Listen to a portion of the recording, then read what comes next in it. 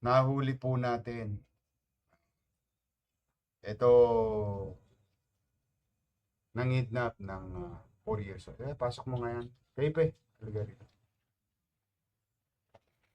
Sa totoo, malamang ang comment nito sa Facebook na nanonood ngayon. Yung sinabi kong Flores na to. Kaya lamang huwag natin ilalagay sa kamay natin ng batas. Ito pong suspect, Rodic Junel Foster E. Abasolo.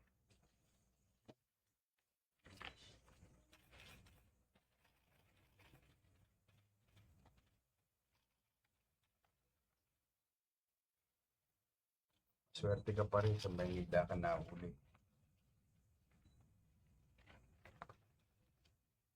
Siya po ay may previous case. Ito po, kidnapper ng bata. At hindi lang o basta kidnapper ng bata to.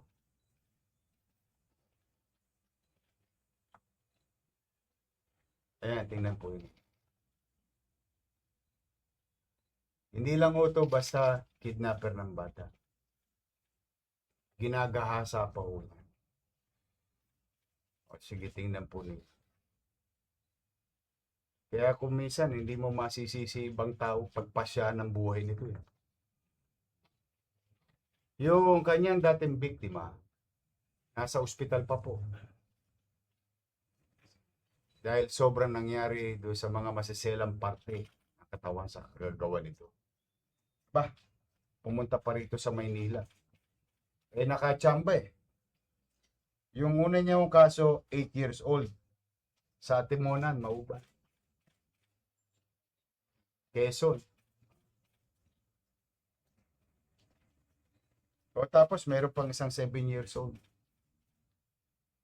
Sa Gumaca naman. O tapos dito sa Maynila.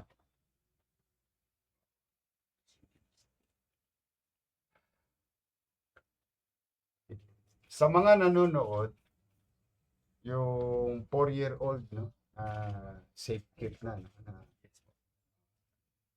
Para lang po mapapanatag kayo, alam ko masusuka kayo sa mga kwentong ito. Pero yung 4 years old po, ligtas na po. Hindi lang ho namin mapapakita sa inyo, nandyan po yung bata, pero nandito po yung magulang. Halika nga, dito yung magulang, ito yung nanay.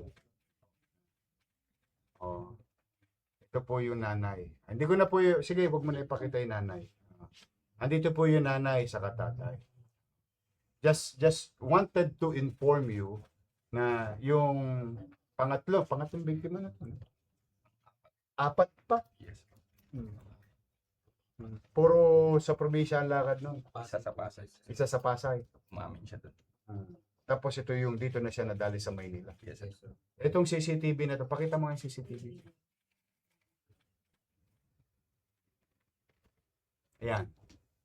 Manila yan. Yes, sir. Quirino po.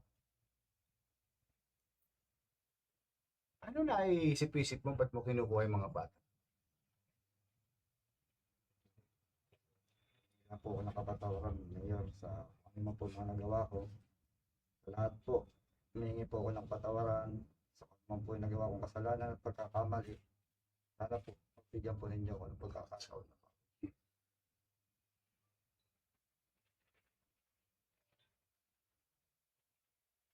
Ito yung mga dapat sinisafeguard sa hoyo eh. Sa totoo lang. Ako pagpapasaysaan yung minsan ako medyo magaspang ako pero buti nga hanggang ganun na lamang.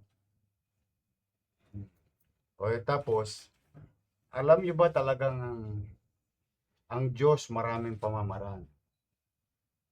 Yung tatay naman, nung isang biktima niya, sa Quezon ka, no? Nataon nagsimba rito sa Quiapo.